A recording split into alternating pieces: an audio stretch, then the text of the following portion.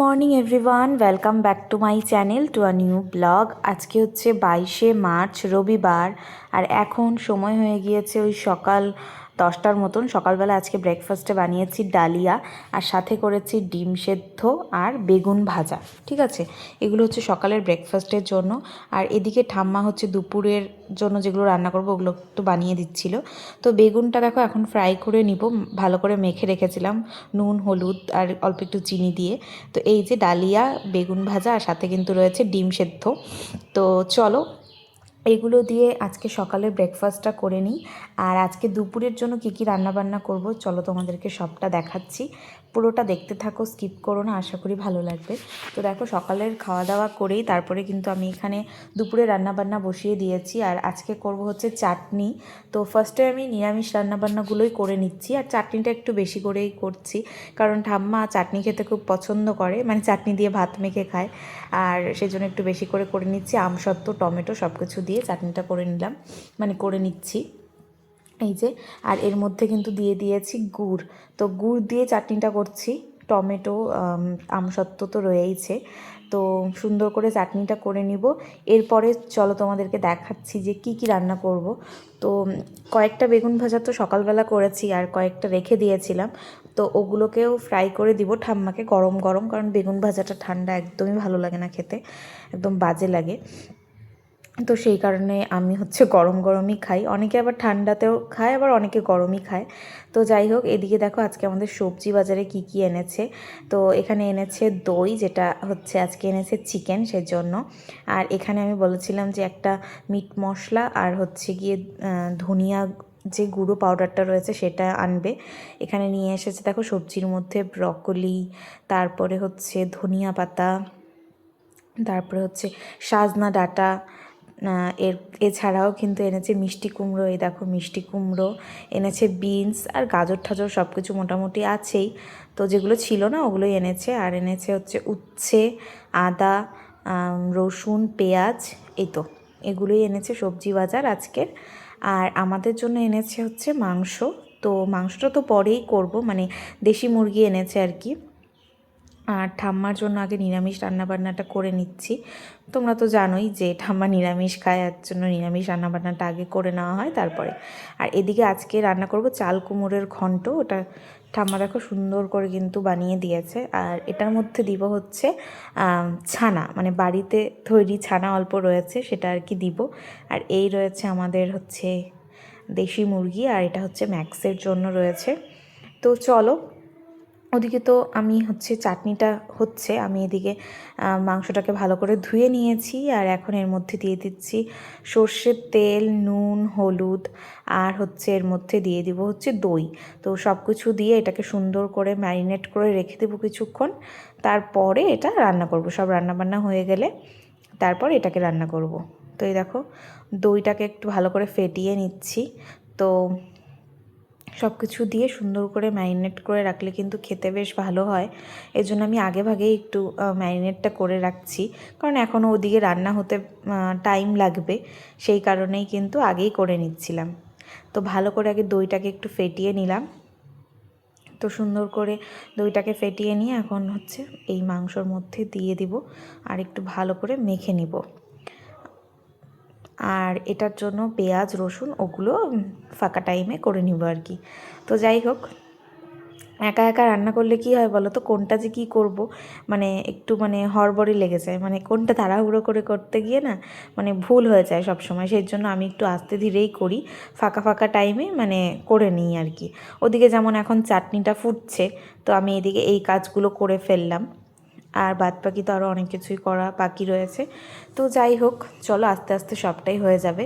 এই দেখো ম্যারিনেট করে ফেলেছি মাংসটাকে সুন্দর করে। এখন এটা মোটামুটি ওই 1 ঘন্টার মতন তো ছিল এটা, কারণ ওদিকে আমার রান্না বান্না হয়েছে তারপরে এটা করেছি। তো এদিকে দেখো সুন্দর করে কিন্তু ওই যে বললাম কিছুটা হচ্ছে ছানা ছিল, সেটাকে এখন ফ্রাই করে নিচ্ছি আগে। আর চাল কুমড়োটা এতটাই ভালো ছিল, মানে অনেকটাই কমে গিয়েছে। আর এটাকে কিন্তু ভোগ চাল দিয়ে করব। এই যে রেসিপিটা দেখতে পাচ্ছ, এটা কিন্তু আমার মার বানানো, মানে আমার মা এইভাবে সবসময় বানায়।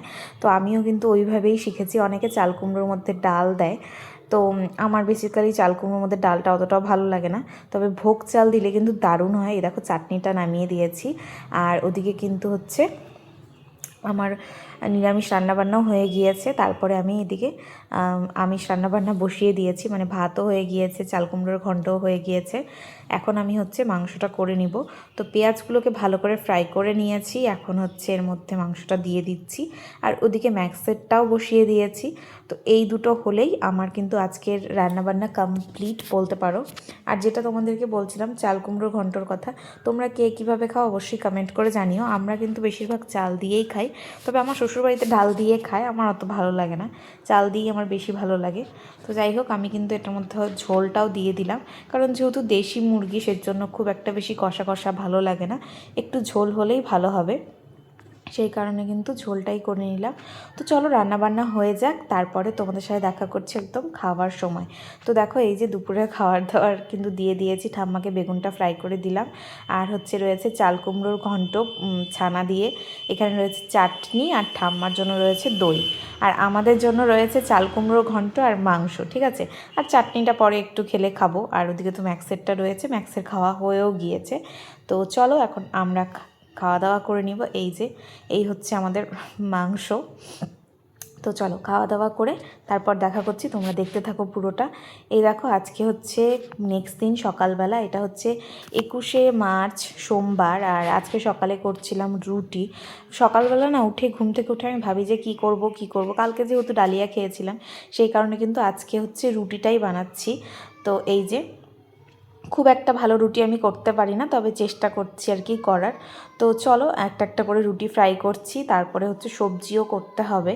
তো আজকে না মানে কী বলো তো, আমি ভেবেছিলাম একবার যে সবজিটা বানিয়ে নিয়ে তারপর হচ্ছে রুটিটা করব, কিন্তু পরে আবার ভাবলাম যে রুটিগুলো যখন হয়েই গিয়েছে তো বানিয়েই ফেলি, তারপরে সবজিটা করব। তো সবজি এখন আমার বানানো হয়নি, একটু দেরি হয়ে যাবে। তো যাই হোক তাড়াহুড়ো করেই আর কি করছিলাম। তো চলো রুটিগুলো প্রায় আমার ভাজা কমপ্লিট, এখন সবজিটা বানিয়ে ফেলবো, তারপরে হচ্ছে সবজিটা রান্না করব। তো এই যে গাজর, ব্রকলি, আলু, আর হচ্ছে অল্প একটু ঝিঙে ছিল, সরি ঝিঙে না, দুধকুশি ছিল সেটা, আর হচ্ছে একটু বিনস দিয়ে সব কিছু দিয়ে একটু ভাজা ভাজার মতন করব। তো চলো সবজিটা করে নিই, তারপর তোমাদেরকে দেখাচ্ছি। তো এই যে সকালের ব্রেকফাস্টে বানালাম রুটি, আর এটার মধ্যে কিন্তু ঘি মাখিয়ে দিয়েছি, কারণ রুটিতে ঘিও খেতে ভালোবাসে, আমারও ভালো লাগে। আর এই যে সবজিটা করলাম, আমারটাও নিয়ে নিয়েছি, আর এটার মধ্যে আরও রুটি রয়েছে, এটা ঠাম্মা খাবে, ঠাম্মা একটু পরে খাবে। আর এখানে বসিয়ে দিয়েছি দুপুরবেলার জন্য ডালটা সেদ্ধ হতে থাক। আর কি রান্না হয় চলো তোমাদেরকে সবটাই দেখাবো, পুরো ব্লগটা দেখতে থাকো, স্কিপ করো না, আশা করি ভালো লাগবে। তো এখন হচ্ছে সকালে ব্রেকফাস্টটা নিয়ে ওর রুমে দিতে যাব। তো চলো সকালে ব্রেকফাস্টটা করে নিই, তারপরে দেখাচ্ছি যে দুপুরবেলা আজকে কী হবে। আজকে যেহেতু সোমবার সেই কারণে নিরামিষ রান্নাবান্নাই হবে। তো চলো সব দেখাবো।